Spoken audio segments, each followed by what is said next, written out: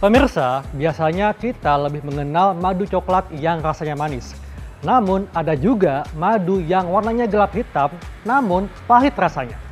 Katanya madu hitam ini memiliki khasiat yang lebih unggul untuk kesehatan dibanding madu umumnya. Penasaran? Kali ini saya akan berbincang bersama Dr. Mute untuk mengulas tentang madu hitam. Nah pemirsa, saya sudah bersama dengan Dr. Mute. Halo dok, apa kabar? Apa kabar baik dok. Masyarakat kan taunya kalau madu itu warnanya kecoklatan dan manis rasanya. Tapi ada juga nih madu yang warnanya hitam dan rasanya lebih pahit. Dan katanya khasiatnya untuk kesehatan lebih unggul dibandingkan madu pada umumnya. Nah sebetulnya dok, apa madu hitam ini dan dari mana asalnya dan apa bedanya dengan madu pada umumnya? Jadi madu itu kan terdiri dari bermacam-macam warna ya dok, tergantung dari si lebah itu makan ke tanaman apa. Nah madu hitam itu sejenis madu liar, kemudian dia juga rohani ya, artinya tidak ada proses.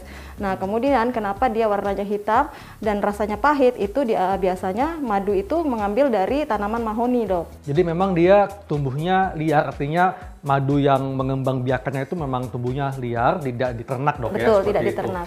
Dan kalau di masyarakat dok ya, kalau rasanya pahit itu katanya lebih baik khasiatnya untuk kesehatan. Nah sebetulnya apa saja dok khasiat untuk kesehatan dari madu hitam ini? Ya, jadi karena warnanya hitam tentunya dia tinggi kandungan flavonoidnya ya. Jadi kita tahu kalau flavonoid itu kan dia antioksidan, kemudian juga antibakteri. Nah kemudian juga kenapa dia rasanya pahit, karena dia mengandung zat yang namanya alkaloid dok. Nah alkaloid ini juga fungsinya juga sebagai antibakteri. Memang kalau secara khasiat dibandingkan madu yang biasa atau yang warnanya lebih terang, dia lebih baik. Nah kalau madu hitam ini kan rasanya pahit dok, jadi digunakan sebagai apa nih kalau kita ingin mengkonsumsinya sehari-hari? Madu hitam itu kan dia untuk pengobatan ya dok ya. Biasanya memang yang dikenal itu sebagai baik untuk penderita diabetes. Karena apa? Kandungan glukosanya dia lebih rendah dibandingkan madu yang biasa.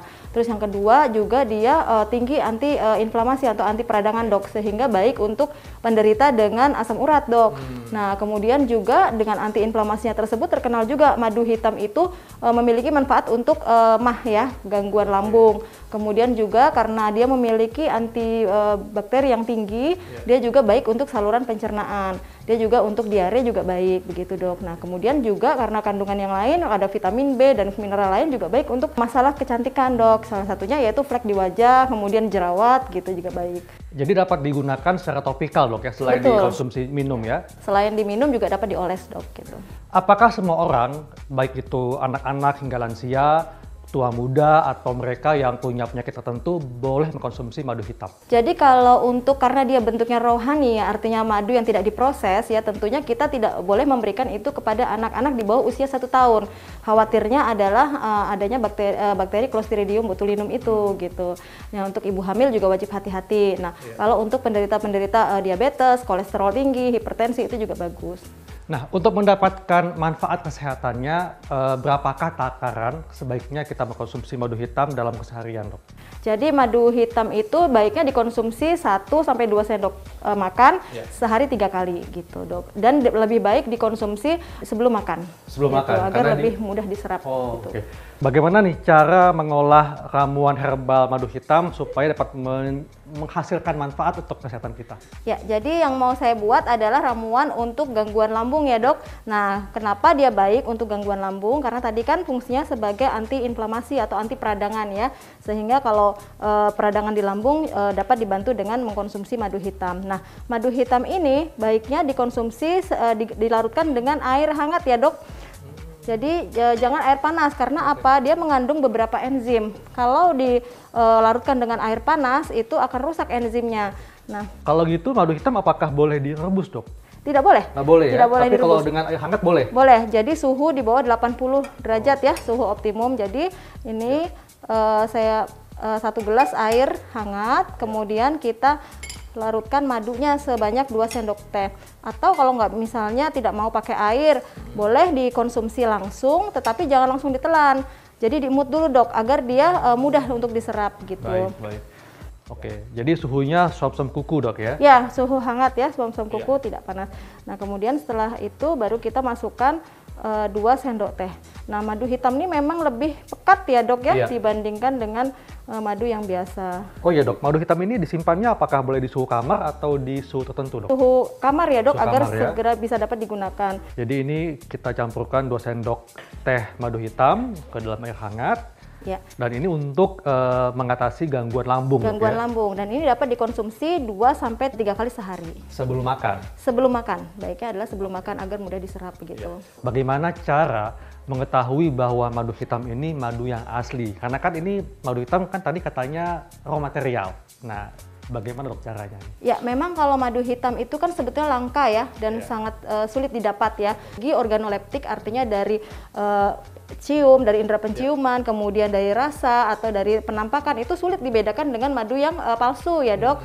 Nah, tetapi kita bisa mendapatkan ini dari produsen yang terpercaya. Atau yang kedua yaitu karena dia memang liar dan sulit didapat, tentunya kan harganya mahal ya dok. Betul. Jadi hati-hati kalau membeli madu pahit ini, madu hitam pahit ini yang harganya sangat murah. Selain untuk ramuan mengatasi lambung ya, apalagi dok yang dapat dibuat dengan madu hitam ini? Ya, jadi tadi kandungannya kan sebagai kaya dengan antioksidan ya dok, kemudian juga kaya dengan tinggi dengan kandungan antibakteri ya dok, sehingga dapat kita gunakan sebagai masker dok.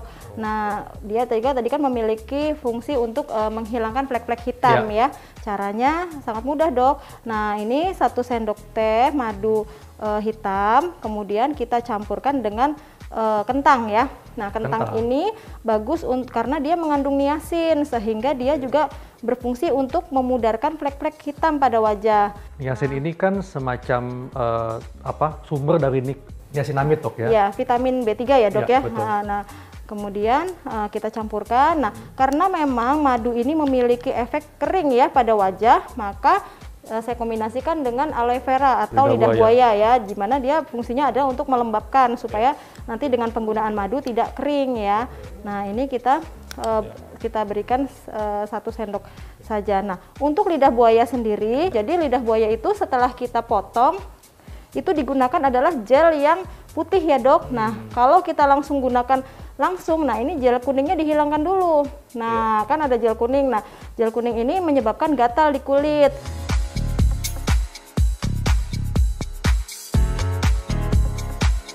Nah, ini getah kuning ini seperti ini. Nah, ini menyebabkan iritasi pada wajah. Getah kuningnya hilang, kemudian kita ambil bagian gel yang bening. Nah, setelah itu baru kita campurkan kepada madu, kentang, dan tepung beras ya. Nah, tepung beras ini juga baik untuk mencerahkan wajah gitu. Nah, kemudian ini kita campurkan hingga membentuk pasta dok.